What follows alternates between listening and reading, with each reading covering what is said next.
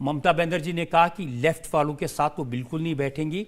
उनका कहना है कि कांग्रेस पार्टी को आजकल लेफ्ट वाले चलाते हैं।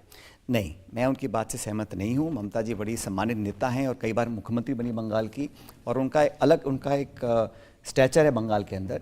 लेकिन इंडिया अलायंस है, इसमें सब बराबर की हिस्सेदारी है। बंगाल में सीट शेयरिंग कैसे होगा उस पर चर्चा हम कर रहे हैं, परिणाम बहुत जल्द निकलेगा। लेकिन जो उद्देश्य ये है कि जो इंडिया अलायंस के पार्टनर्स हैं, आप उन सब का पार्टीज का वोट अगर जोड़ लेंगे तो 60% से ज़्यादा वोट मिला है, और जो एनडीए पार्टनर्स थे उनको 35% से कम वोट मिला था। तो चिंता ये है भाजपा को कि अगर इंडिया अलायंस के सारे पार्टनर्स साथ मिलकर लड़ेंगे और चुनाव अगर 1-1 हो गया तो कुछ भी हो सकता है। इसलिए वो ज़्यादा चिंतित हैं इंडिया अलायंस की यूनिटी से। जहाँ तक सीट शेयरिंग की बात है, देखिए हर रीजनल पार्टी का एक महत्व है, चाहे वो बंगाल हो, महाराष्ट्र हो, बिहार हो, पंजाब हो। लेकिन राष्ट्रीय लेवल पर, पैन इंडिया लेवल पर अगर भाजपा को कुछ चुनौती दे सकता है नेशनली, तो वो कांग्रेस पार्टी है।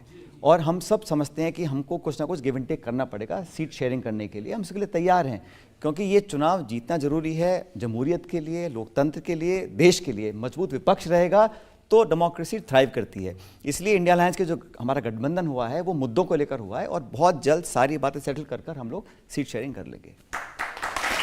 चिंता नहीं है कि समय कम बचा है और अभी ये तय नहीं हो पाया कि इस अलायंस का कन्वीनर कौन होगा, प्रधानमंत्री पद का उम्मीदवार कौन होगा?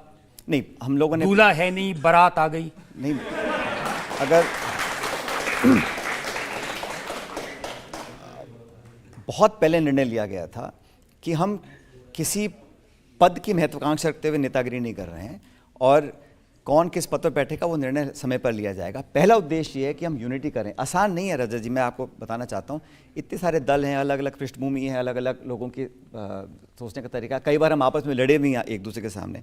आप कल्पना कीजिए, इतने बड़े देश में अलग अलग पार्टीज़ को साथ लेकर आना और स्मूथली उसको आगे ले जाना कोई आसान काम नहीं है। लेकिन सबको लगा कि ये ज़रूरी है, इसलिए इंडिया अलायंस का गठन हुआ। और मुझे लग रहा है कि इंडिया अलायंस के गठन से विपक्ष की जो यूनिटी है वो अगर मजबूती से आगे बढ़ती है तो एक अच्छा चुनाव होगा एनडीए के साथ।